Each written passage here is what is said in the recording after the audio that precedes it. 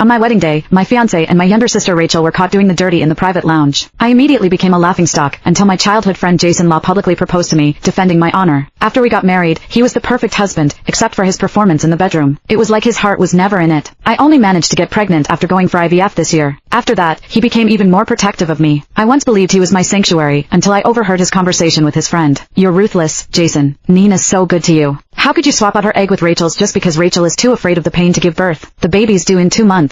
What do you plan to do then? Jason was silent for a bit, then he sighed. I'll give Rachel the baby once it's born. It's one of her greatest wishes, after all. As for Nina, I'll tell her the baby died. I'll make it up to her by staying with her for the rest of her life. So that was how it was. He only protected me so gently for her sake. I turned around and immediately made a surgery appointment. I was throwing away this filthy baby and this false marriage. Aren't you worried Nina will discover the truth? Jason Law was quiet for a moment before saying, she won't find out. Are you sure? She trusts me. His tone was certain. She won't suspect a thing if I'm the one telling her. After another short silence, his friend said, as long as you don't regret it. Jason chuckled lightly. I won't. So that was how it was. I stood outside the door, my nails digging into my flesh. It hurt so much, but I was going numb. I had only come here to bring him some clothes. It was getting cold, and I was worried he was not wearing enough layers. Now, however, I felt like my heart was being sliced open. A cold wind blew through my chest. I stumbled home, too exhausted to even turn on the lights. My knees buckled and I collapsed onto the couch, curled up and shivering. I felt nauseous and dizzy. Tears spilled from my eyes soundlessly, but I did not have the energy to wipe them away. The doorknob clicked. He was back. I heard the sound of his leather shoes approaching. He walked up to the couch and bent down slightly, his voice gentle and worried. Why didn't you turn on the lights? The maid said you haven't eaten. Are you feeling sick again? He reached up to push the hair out of my face, his eyes filled with concern. Nina, what's the matter? He then crouched down, putting his hand over mine. His tone was gentle. If you don't eat, it's bad for the baby. I looked straight into his tender gaze. So love could be entirely an act. For years ago, my fiancé and my younger sister were caught having an affair at my wedding. My parents forced me to hand over my fiancé, saying family protected each other. They could not afford to lose face in public, so they declared that Rachel Gordon was the bride that day. Back then, Jason had publicly proposed to me. At the time, I thought he was my savior. After we got married, I stood behind him and silently supported him the whole time. I used my market acumen to help him invest and expand his business. Within a few short years, his company went from a nameless startup to one of the rising stars in the investment industry. When we went for IVF to conceive this year, everything seemed to be perfect. He hugged me and said this baby was the gift he had been looking forward to for years. His smile was so tender I could almost drown in it. Turned out it was just another trick. He was not the only one who could act. I blinked and curved my lips into a smile. I'm fine. I'm just a little tired. Click the link in my bio to get the full story for free.